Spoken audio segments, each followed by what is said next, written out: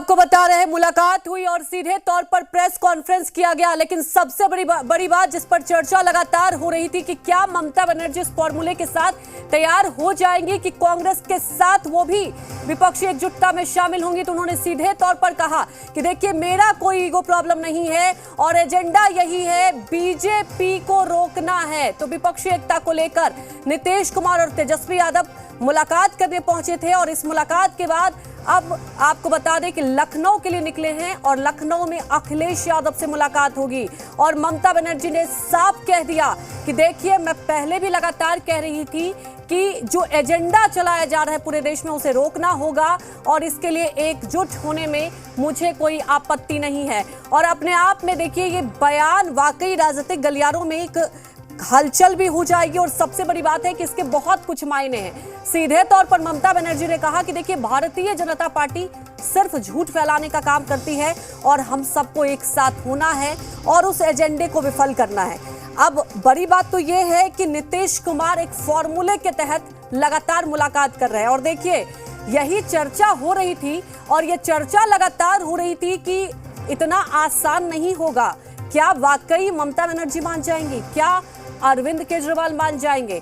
क्या अखिलेश यादव मान जाएंगे? लेकिन ममता बनर्जी से मुलाकात हुई, प्रेस कॉन्फ्रेंस हुआ और सीधे तौर पर एक संदेश दे दिया गया है आम जनता को भी कि देखिए, बीजेपी बनाम तमाम विपक्षी पार्टियां लगभग एकजुट होगी। और यह भी कहा गया है कि देखिए, अभी तो एक मुलाकात हुई है, आने वाले वक्त में भी और मुलाकात होगी, उसके बाद तय किया जाएगा कि क्या एजेंडा होगा, क्या रणनीति होगी। लेकिन सबसे जो मेन पड़ाव था कि क्या कांग्रेस के साथ ममता बनर्जी विपक्षी एकजुटता में शामिल होंगी, क्योंकि कई बार ये तस्वीरें देखने को मिलती थी और कई बार इस बयान को सामने आते थे तो एक चुनौती लग रही थी। लेकिन नीतीश कुमार पहुंचे और नीतीश कुमार बार बार यही कह रहे थे कि देखिए, रिस्पॉन्स अच्छा मिल रहा है और आगे आगे देखिए क्या कुछ होता है। तो नीतीश कुमार जो कि एक चुनौती के साथ निकले हैं 2024 बीजेपी के जीत को, रथ को रोकने के लिए, तो क्या ये राह लगातार आप देख रहे कड़ी दर कड़ी पार किया जा रहा है। और सबसे बड़ी बात यह है, और वो बातचीत मुख्य रूप से यही है कि हम सब लोगों को ज्यादा से ज्यादा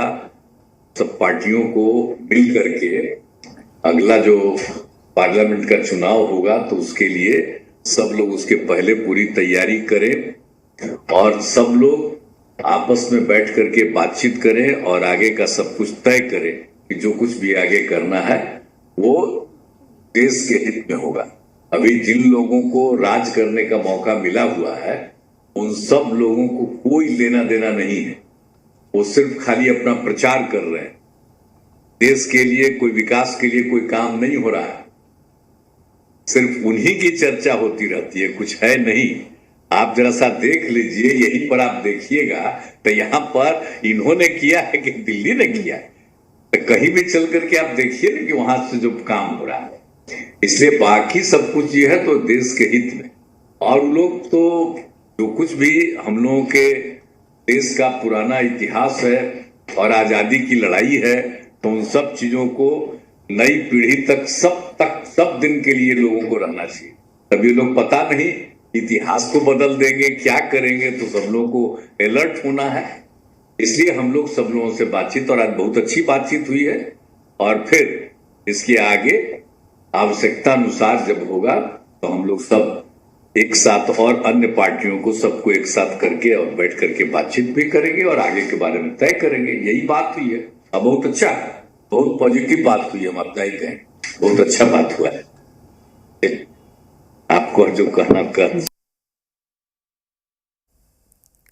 तो आपने सुना मुख्यमंत्री नीतीश कुमार को।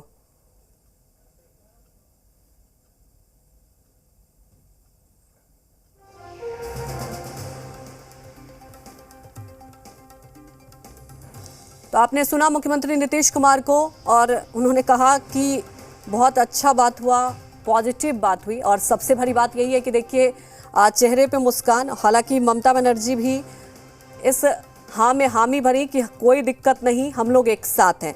लेकिन एक बड़ा सवाल जो कि लगातार भारतीय जनता पार्टी कई मुलाकातों के बाद ये निशाना साधती रही कि क्या ये जो मुलाकात हो रही है, अभी तो चलिए ठीक है मुलाकात हो रही है, क्या ये पटल पर आ पाएगा? एक बड़ा सवाल और बड़ी चुनौती बनी हुई है। लेकिन आपको बता दें कि एक जो चुनौती थी कि क्या ममता बनर्जी सहमत हो जाएंगी। ममता बनर्जी ने सीधे तौर पर इस बात के लिए कह दिया है कि देखिए एकजुट होंगे और अब अखिलेश यादव से भी मुलाकात होगी। लखनऊ के लिए निकल चुके हैं मुख्यमंत्री नीतीश कुमार, लेकिन ये तो तय है कि नीतीश कुमार ने एक चुनौती और उन चुनौतियों के साथ लगातार मुलाकात कर रहे हैं और इसे लेकर देखिए लगातार बयानबाजी तो हो ही रही है, लेकिन सबसे बड़ी बात यह है कि 2024 का चुनाव क्या 1:1 फॉर्मूले पे तय होगा, यानी कि बीजेपी वर्सेस तमाम विपक्षी दल, क्योंकि देखिए तमाम राजनीतिक दल हैं और कई क्षेत्रीय पार्टी हैं जो कि अपने राज्य में बहुत ज्यादा देखिए मजबूत स्थिति में।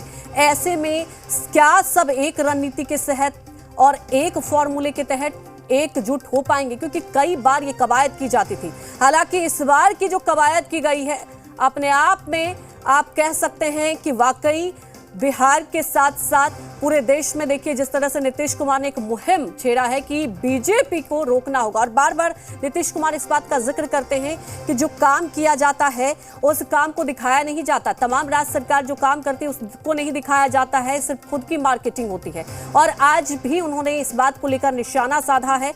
तो क्या आने वाले वक्त में विपक्ष एकजुट होकर बीजेपी के इस जीत को जो रथ है और जो लगातार बीजेपी से कहा जाता है कि देखिए कोई वैकेंसी नहीं है, क्योंकि अगर पीएम की बात की जाए तो वो तो सिर्फ नरेंद्र मोदी हैं, क्योंकि बड़ी बात और बड़ा सवाल और बड़ी चुनौती यही है क्योंकि बीजेपी के पास एक चेहरा है और वो है प्रधानमंत्री नरेंद्र मोदी का, जो कि लगातार 2014 से जो जीत का परचम लहराया जा रहा है और वो आप देख रहे हैं कि उससे रोकने के लिए लगातार अब विपक्षी एकजुटता को लेकर कवायद की जा रही है और ये कवायद की जा रही है बिहार से और मुख्यमंत्री नीतीश कुमार निकले हैं। लगातार मुलाकात हुई थी, हालांकि देखिए जब दिल्ली में मुलाकात हुई थी तो पहली अटकलें लगाई जा रही थी कि क्या राहुल गांधी से मुलाकात हो भी पाएगी कि नहीं, लेकिन राहुल गांधी से मुलाकात हुई थी, तस्वीरें भी आपने देखी थी और साझा तौर पर प्रेस कॉन्फ्रेंस भी हुआ था और उसके बाद आपने देखा अरविंद केजरीवाल से मुलाकात हुई थी और अब ये तस्वीर निकल कर आई है ममता बनर्जी से भी मुलाकात हुई।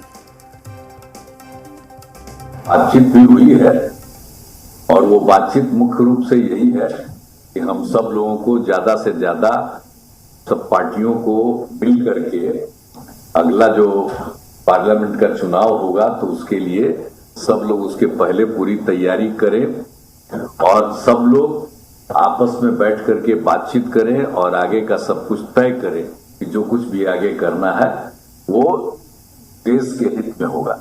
अभी जिन लोगों को राज करने का मौका मिला हुआ है उन सब लोगों को कोई लेना देना नहीं है, वो सिर्फ खाली अपना प्रचार कर रहे हैं।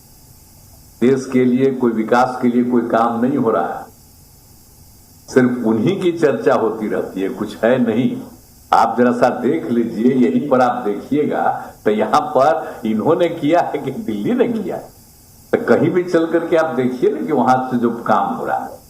इसलिए बाकी सब कुछ ये है तो देश के हित में, और लोग तो जो कुछ भी हम लोगों के देश का पुराना इतिहास है और आजादी की लड़ाई है तो उन सब चीजों को नई पीढ़ी तक सब दिन के लिए लोगों को रहना चाहिए।